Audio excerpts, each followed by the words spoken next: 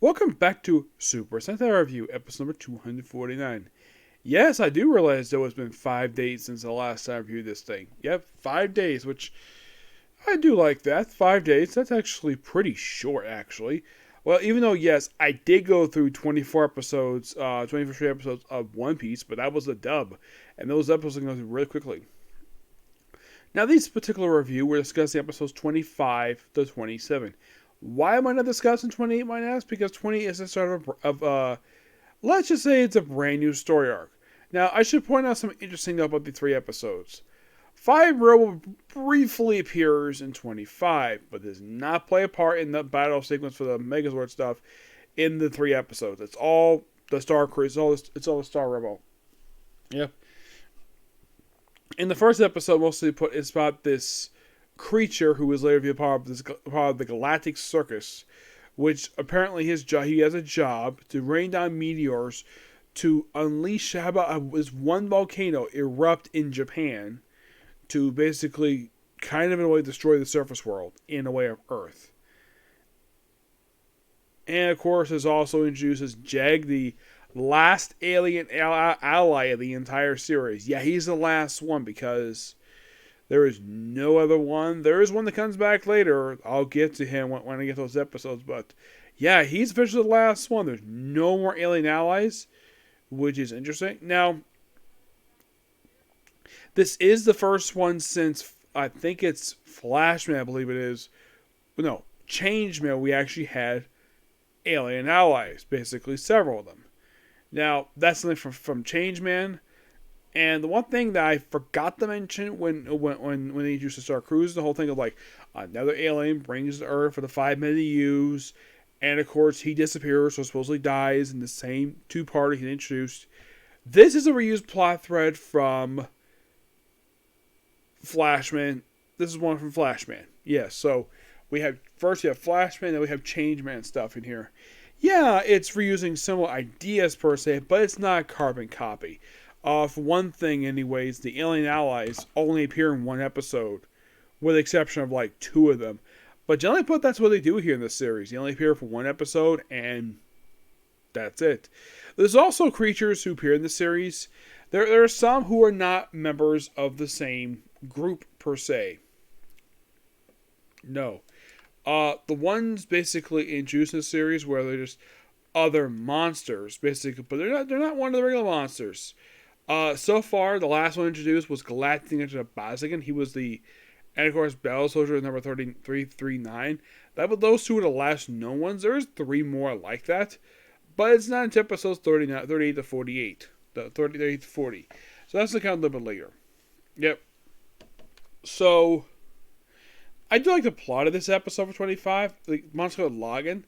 Yeah, he's only here just flips, and surprisingly, the monster is not destroyed. One of I think this was the second time. This actually was the first time with this monster where, he successfully is merged with the monster of the battle sequence, and thanks to convincing from Arthur, who dresses up Fire Rebel like a clown. Yes, seriously. He's able to free Ligon from the golem, and the golem destroyed, which I thought that was quite interesting. They never did that before that I could think of. They could have done an air monster. At least one they prevented. This one here, they actually undid it, which is shocking to say the least. Yep. But in the case of by the way, those are 2 that go off from the Galactic Circus. And surprisingly, these 2 never return to the series ever again, from what I've read. Nope, they never do. But what about 26 and 27? 26 is...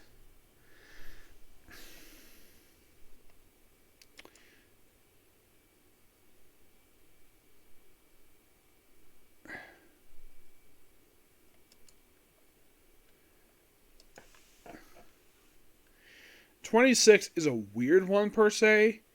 It's known as Topsy-Turvy Day, where anybody who's the top brass is now the lower brass for one day. Yeah, we're Captain Gora, who is, by the way, the secondary antagonist of this entire series. He is reduced because he's the top of the food chain under the Empress. The Empress herself is completely immune to this at all. Yeah, basically, it's all people underneath her. Where for one day, the grunts are in charge and the generals are beneath them. And apparently this is something they always look forward to, but here's the thing, this is actually once every 20 years. So it's not a yearly thing, just once every 20 years, which that is interesting. I never thought this would be an interesting idea. Oh, in Monster episode, he eats gold to go stronger. He come with an ingenious plan to basically turn the Rangers to gold. But thanks to him seeing a caterpillar, yes, a caterpillar, it ruins the plan. Yeah. It's interesting to core basically where he's on his own. He can't exactly get help from his own subordinates because it's top every day. Basically, his own subordinates basically are his bosses now.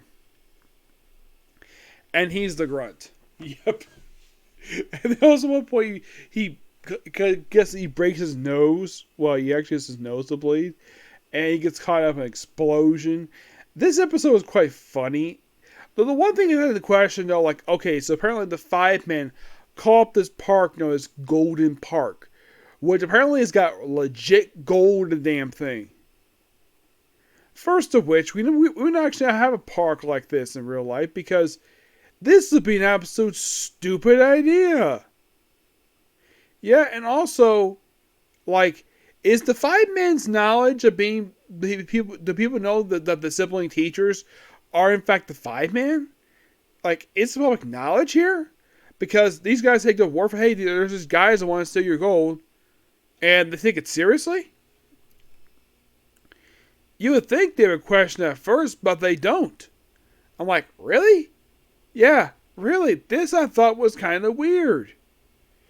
And the fact they were convinced, oh yeah, let's put this train out of order that takes them to the gold. Also, this is really weird. This gold monster turns Gore's balls into gold. And he's like, how the heck is that possible? Oh, by the way, does it go to Shiva's balls? Nope, he doesn't. Maybe he does off screen mostly, but that was silly. I'm like, what the heck is this? Why the heck are we turning the villain's balls to gold? This was so freaking stupid. And it's hilarious and stupid at the same time, the episode 26. Yeah, then 27. This one is quite interesting. Where the episode itself is literally a plot thread ripoff of A Nightmare on Elm Street. You know, a killer who kills you in your dreams. Excuse me, yeah, he's only here for one episode, and like I like the whole idea of, like, you have a praying mantis. I thought it was a really cool concept, but I'm like, did the writers of this series rip off an American movie franchise? Like, of all things, A Nightmare on Elm Street? It seems like they did. Yes. I think that's what they did. They ripped off A Nightmare on Elm Street with this episode. But it is interesting what it is. And it takes a kid who discovers the real thing in the real world, and that's what frees them and causes them to, and by the end of the episode they go back to sleep. Yeah. An interesting set of episodes per se. I would say that 26 is the weakest one. Not terrible per se, but I would say the best episode of these 3 episodes is probably 25. I love 25. That was really interesting. 27 was interesting also. 26, like, what the heck? Yes. But no more fun and games to our next episode because of a new villain who shows up. And he's here for pretty much the rest of the series. From what I read, it looks like he appears up until the penultimate episode. Well, we'll find out exactly what happens to him. Okay? But, yeah, that's a particular view. Next up, basically, is more Super Sentai because I got no comic corners ready to go. So, next video. Bye.